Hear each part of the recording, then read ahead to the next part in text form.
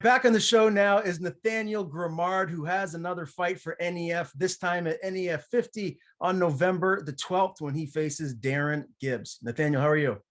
Good, man. How are you? I'm good. Happy to have you back on the show. And I was actually surprised and excited to see you fighting for NEF here in November because I thought you had another fight for BTC 17. This was supposed to be in Ontario, Canada against Luke Roberts, but that was obviously canceled. So just let's start there. Tell me what happened with that fight. Why was it scrapped?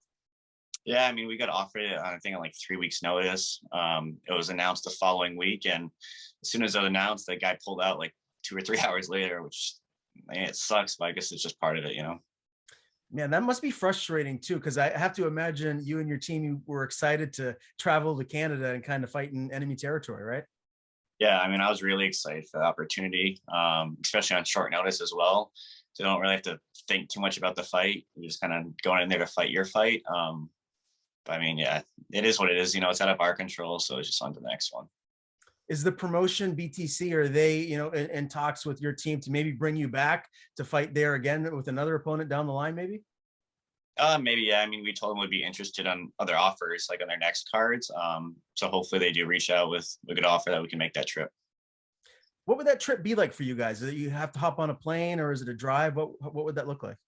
Yeah, so I mean, the promotion had a pretty good deal where they're going to cover our flights for us and cover our stay. So it was tough to say no to that opportunity. So, I mean, traveling wasn't that bad, you know, just kind of get on a plane and go fight. All right. Well, I'm sure the fans here in New England are happy to see you back fighting in the NEF cage. Let's talk about your last one, NEF 48 down in Portland.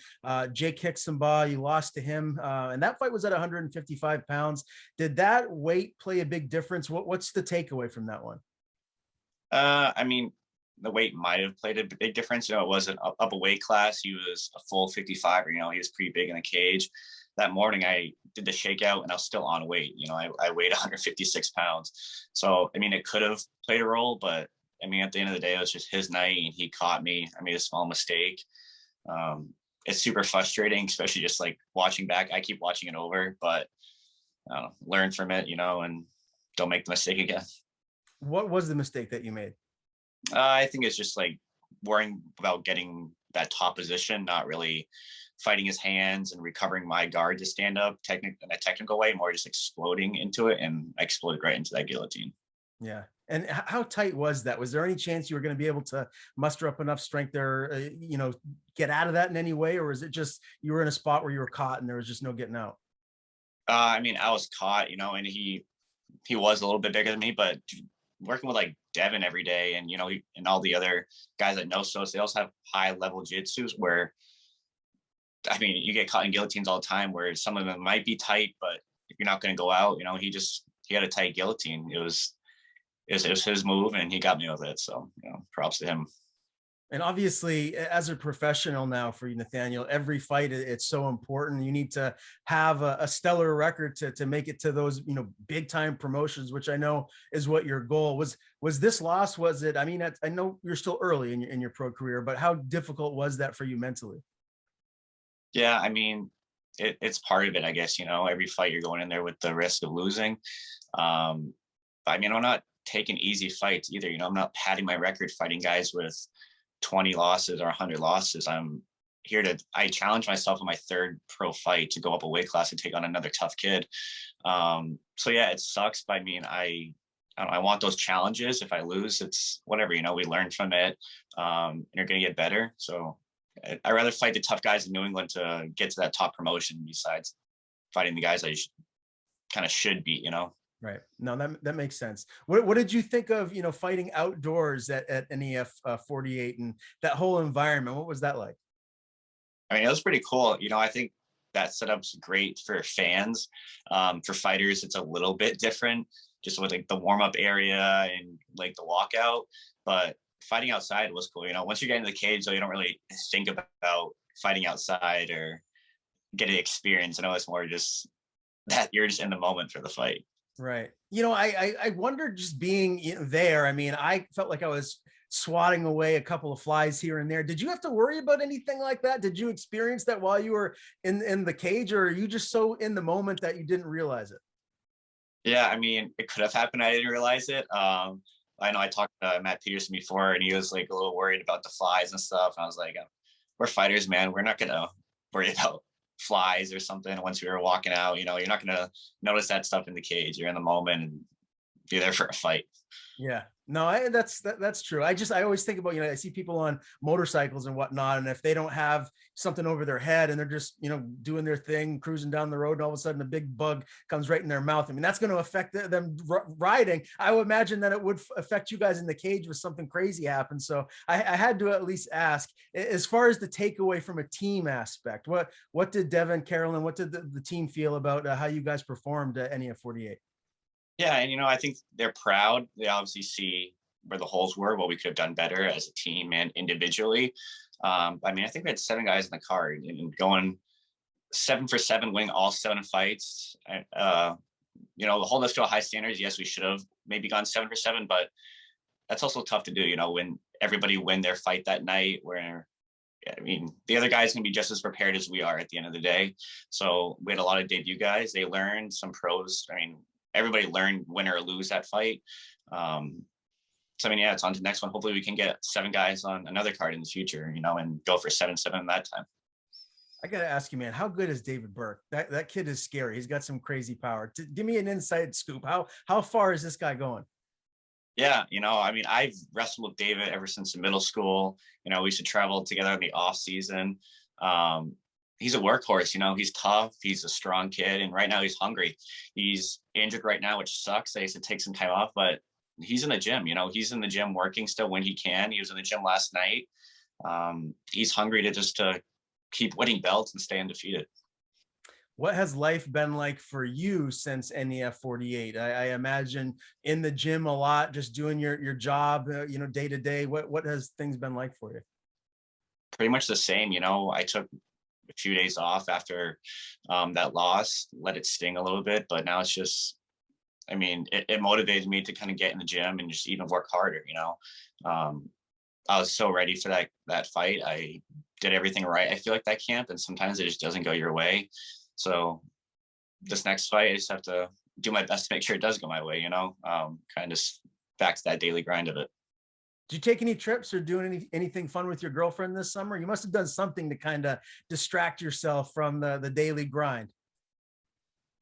Not really, man. She's always that number one supporter to kind of help me, and she'll always understand the training aspect of it and the dream chasing. We just got an apartment together in New Hampshire, so it's even better. We're both working close by to the gym, so no trips yet. Hopefully soon though. Have you been to the Brook in New Hampshire, that casino? I went for the first time and I thought it was pretty cool. No, I don't think I've been to that though. I'll have to check that out. Yeah, it's the only place where you can bet on sports in New England right now, for what I know. And I went there for a UFC fight night, and don't ask me how I did. I didn't do well, so I'll just kind of leave it at that. But you should definitely check it out. It's a cool space there. Now, as far as NEF 50 goes, again, November the 12th down at the Aura in Portland, Maine. Right around the corner. It'll be here before you know it. Do you know how many teammates roughly you're expecting to fight on that card with yourself? Right now we just have 2, myself, and then we have another debut guy, Avery. He's making his debut at 45, but other than that, it's just us 2. I think some other guys have their names in the hat, but no official matchups yet. Gotcha. All right. What can you tell me about Avery? He's a tough kid. He's been training for a little while now. He definitely earned his opportunity to fight. He's motivated. He's young, so I'm excited to see him go in there and do his thing in a few weeks. You say he's fighting at featherweight? Yep, I believe the fight's at 45. All right. Well, your fight's at 150, if I'm not mistaken. So catchweight bout here. What's the weight at right now? Are you fairly close? Yeah, I'll prefer to fight at 45, every fight. So I think last fight I was a little bit too light. I didn't really worry about the weight. So this fight, my weight's right where I want to be, around that 60-ish range. So yeah, I'll be ready. I'll always make weight and look to perform in that night. And NEF is back at the Aura nightclub. Are you excited about that? I know some guys, don't mind it. Other guys wish they wouldn't go back there. What's your thoughts on the venue? Yeah, I like Aura.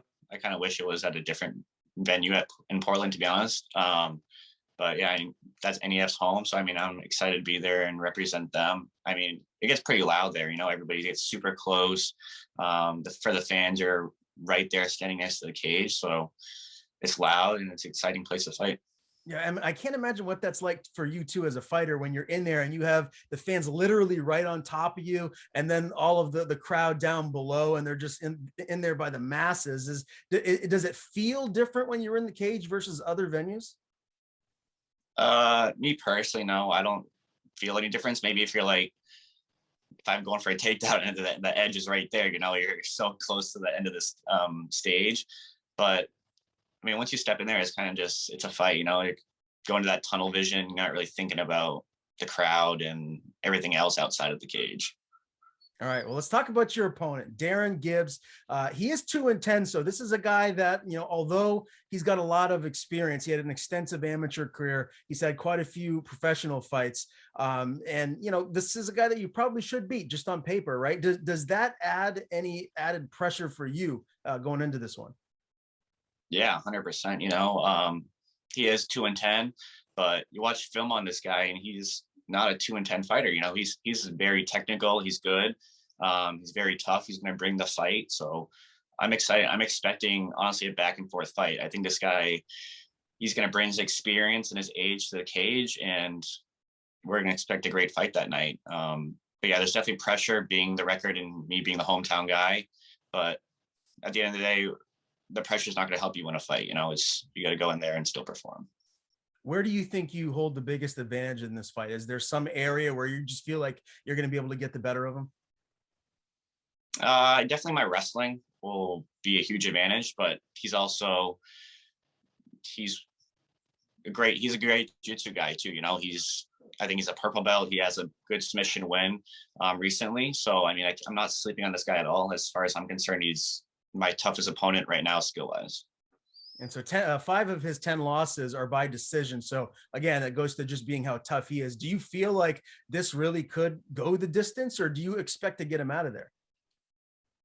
I think it's going to go to the distance, to be honest. Looking at his past fights, he's tough. He's not going to like crumble under any pressure or any hard shots. He's going to meet in the middle and swing if he can. But I mean, I'm hungry for this fight. I'm coming to put him out as fast as I can, if that's possible. If not, then I'm always willing to go the 15 minutes of hard work to get that win. Yeah, there's no doubt about that. I've been cage side for a lot of your fights, and you will have no problem doing that, my man. Well, as far as forecasting 2023, we're almost there. Only a couple more months, and we'll be into the new year. What are you hoping to accomplish in 2023? How many fights? Maybe a bigger promotion? Like, what are your goals? I know right now you're focused on Darren Gibbs, but when you just look forward to next year, keep staying active.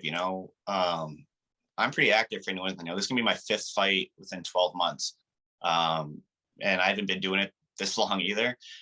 So I'm just looking to stay active and keep that record up and keep just chasing the dream. I'm hungry and motivated right now. I'm still young and healthy, so get as many fights as I can, get that record up, and we'll see what happens at the next year at this time.